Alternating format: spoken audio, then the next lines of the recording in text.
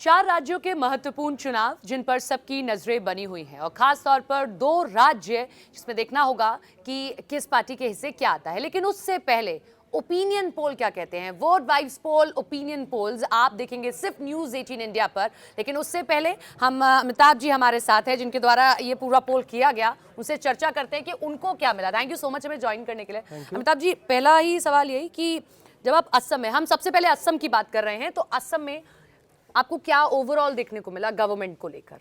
ये असम में हमारा लगभग 5,500 का सैंपल है। सैंपल 5,500 रोबस्ट सैंपल है, टेलीफोनिक इंटरव्यू है और क्वालिटेटिव चेक्स हैं, सीट कॉलिंग। ठीक है।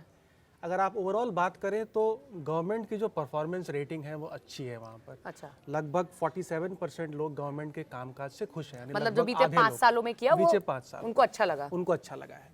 जहाँ हम सीएम की दौड़ की बात करते हैं, सीएम की रेस में कौन आगे है, तो उसमें 48% लोग हेमंत बिश्व शर्मा को सीएम देखना चाहते हैं। जबकि गौरव गोगोई को लगभग 38% लोग। मतलब लेकिन गौरव गोगोई का भी नाम है, देख रहे हैं लोग। हाँ, क्योंकि क्या है कि कोर वोट ब्लॉक जो दोनों पार्टीज का क्या है, वहाँ पर ध्रुवीकरण एक मुद्दा बन के उठ रहा है। हाँ। Illegal immigration. तो जो माइनॉरिटी पॉपुलेशन है उसके लिए गौरव गोगोई लीडर के रूप में उभरे हैं। तो और माइनॉरिटी पॉपुलेशन या गौरव गोगोई के साथ वो वोटर जा रहा है जो हेमंता के साथ नहीं जा रहा है, जो बोल रहा है कि ठीक है हमें चेंज करना है, तो गौरव गोगोई सिमिलर ऐसा इसलिए तो एंटी हेमंता आप कह सकते हैं। जो भी फोर्सेस हैं या वोटर्स हैं वो गौरव की तरफ उनका झुकाव हो रहा है। लेकिन यहाँ पे भी लीड लगभग 10% की हेमंत बिश्व शर्मा को है। जब हम बात करते हैं असम की, तो बस ये वाला मुद्दा जरूर सामने आता है जो इमिग्रेशन का मुद्दा है, क्योंकि सीमा जिस तरीके की असम में है वो बाकी राज्यों में नहीं है जो बांग्लादेश से लगते हैं।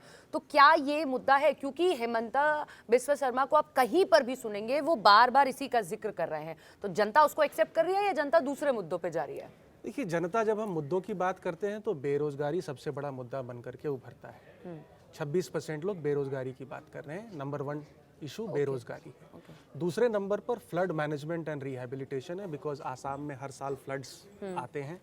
तीसरे नंबर पे वहाँ राइजिंग प्राइसेस है, लगभग 13%। चौथे नंबर पे करप्शन है, लगभग 10%। जो आप इलीगल इमिग्रेशन की बात कर रहे हैं वो सिर्फ 5% लोग कह रहे हैं। तो कई बारी क्या होता है कि कैमरे पे वोकल नहीं होता है। वोकल नहीं होता है। जब हम लोगों से पूछते हैं कि जाति का धर्म पे वोट करेंगे तो लोग कहते नहीं।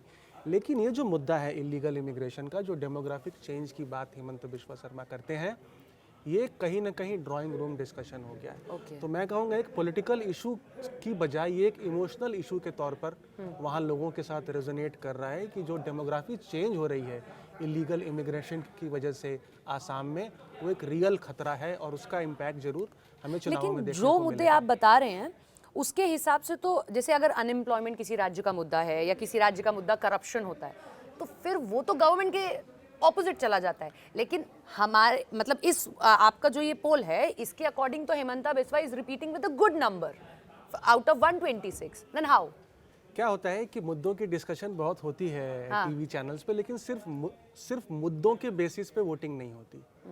कुछ लोग धर्म जाति के बेसिस पे वोटिंग करते हैं, कुछ लोग सीएम चेहरे के बेसिस पे वोटिंग करेंगे, कुछ लोग प्राइम मिनिस्टर के चेहरे पे वोटिंग करेंगे। धर्म जाति का वोटर है? हाँ, मतलब हिंदू वर्सेस मुस्लिम, मतलब जाति का तो नहीं है लेकिन धर्म का तो है। इलीगल इमिग्रेशन की बात है और जातियों की भी बात है, क्योंकि गौरव गोगोई अहम समाज से आते हैं, अहम जाति से आते हैं, तो उसका भी एक कंसोलिडेशन उनके फेवर में है।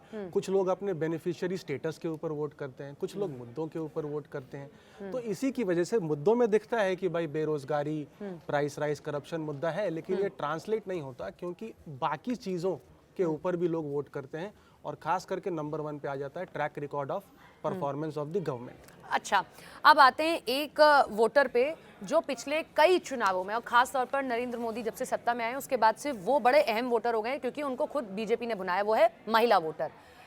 भाई, असम का महिला वोटर किधर जा रहा है? क्योंकि हेमंता बिस्वा शर्मा की खुद मैंने फैन फॉलोइंग देखी है लोकसभा के चुनाव में। जब वो निकलते हैं तो महिलाएं उनको मामा मामा कहती हैं, बच्चे कहते हैं मामा, और बड़ी एक छवि है उनकी बहुत अच्छी महिलाओं के बीच। तो क्या वो उनके फेवर में जा रही है? महिला वोटर किधर जा रहा है? तो महिला वोटर्स के लिए वहाँ पर एक स्कीम है, अरुणोदय स्कीम, जिसके तहत हर महीने महिलाओं को कैश ट्रांसफर होता है। अभी जस्ट चुनाव से पहले जैसे बिहार में 10,000 रुपए का एक कैश ट्रांसफर हुआ था महिलाओं के लिए, लगभग 40 लाख महिलाओं के खाते में 9,000 रुपयों का ट्रांसफर हुआ है। तो वेलफेयर स्कीम्स की वजह से महिलाओं में हिमंत बिस्वा शर्मा की अच्छी खासी पॉपुलैरिटी है। और जब हम इस सवाल पे लोगों से पूछ रहे हैं कि ये जो 9,000 रुपये ट्रांसफ़र हुए हैं इसका फ़ायदा मिलेगा या नहीं मिलेगा, तो इसमें सबसे एक जो बात ये आ रही है कि 15% लोग कहते हैं कि इस स्कीम की वजह से भाजपा जो है वो विपक्ष के महिला कोर वोट बैंक में भी सेंधमारी मार कर रही सकती है। और 43% लोग कहते हैं कि ये भाजपा को चुनाव में इसकी मदद इस स्कीम की वजह से मिलेगी। कैश ट्रांसफर स्कीम हर जगह चला है, हमने देखा है, मध्य प्रदेश में हो, लाडली बहना स्कीम हो, वहीं से शुरू भी हुआ, लाडली बहन योजना में हो, सॉरी महाराष्ट्र में हो, झारखंड में हो, बिहार में हो, वर्क किया।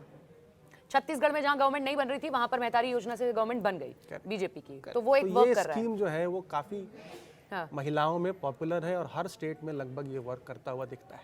और युवा वोटर जो यहाँ है, क्योंकि बेरोजगारी सबसे बड़ा मुद्दा है, तो युवा वोटर जो है उसका रुझान, अगर सीएम फेस में जब हम बात करते हैं कि सीएम आप किसको देखना चाहते हैं, तो उसका रुझान गौरव गोगोई के प्रति ज्यादा है। फेस निकल कर आ रहे हैं। क्योंकि एक एजुकेटेड 100 लीडर जो आसामीज आइडेंटिटी को पार्लियामेंट में रिप्रेजेंट कर रहे हैं, डेप्यूटी लीडर ऑफ लोकसभा हैं कांग्रेस पार्टी के, तो एक युवाओं का जुड़ाव उनके लिए वहाँ पर दिख रहा है। लेकिन एक चीज़ देखिए, जब हम भी ग्राउंड पे जाते हैं तो ये होता है, जनता ये पूछती है कि अगर हम कांग्रेस की बात करते हैं कि आप बीते 5 साल में कहाँ थे, भले ही आप चुनाव हार गए, और एक हेमंता है तो चुनाव जीतने के बाद भी कहीं ना कहीं जनता के बीच आपको, मतलब आप ट्विटर पे देखिए, फेसबुक पे देखिए, क्या इसका भी फर्क जनता के बीच पड़ रहा है कि वो एक छवि बस चुनावों में निकल कर सामने आती है विपक्ष के नेता की, इसीलिए हेमंता को वो बेनिफिट मिल जाता है और गौरव को वो बहुत आपने अच्छा सवाल पूछा, क्योंकि गौरव गोगोई पिछले साल ही अपॉइंट हुए exactly, that's why I am asking, as state president. तो जो स्टेट प्रेसिडेंट थे भूपेन बोरा जी, वो तो एक्चुअली पार्टी छोड़ करके भाजपा में ज्वाइन कर गए, हमने देखा है। तो इससे क्या होता है कि कहीं ना कहीं कांग्रेस पार्टी एब्सेंट है फ्रॉम द ग्राउंड, ये भी एक नैरेटिव चलता है या चल रहा है, जिसकी बात आप प्रियंका का असर पड़ रहा है कुछ, क्योंकि यूपी के चुनाव में जहां जहां प्रियंका गई है, कहा गया कि कहीं ना कहीं कांग्रेस के जो वोटर्स हैं या कांग्रेस के जो समर्थक हैं उनके अंदर एक जुनून आया, तो क्या प्रियंका गांधी को, क्योंकि असम का प्रभारी दिया गया, बनाया गया, उसका असर पड़ रहा है? प्रियंका गांधी का अभी तक जो असर है वो लार्जली टिकट डिस्ट्रीब्यूशन और स्ट्रैटेजी में देखने को मिला है, क्योंकि अभी तक उन्होंने कोई पब्लिक रैलीज या कैंपेन्स नहीं शुरू करी है, तो इसको अभी वे इन करना मुश्किल है आज की डेट में। तो यहाँ हम असम की बात कर रहे थे, अमिताभ जी ने बहुत बारीकी से हमें बताया कि आखिर देखिए कैसे असम में ये ओपिनियन पोल निकलकर सामने आ रहा है। वोट वाइज पोल की ओर से ये ओपिनियन पोल लाया जाएगा, आप देखेंगे सिर्फ न्यूज़ 18 इंडिया पर।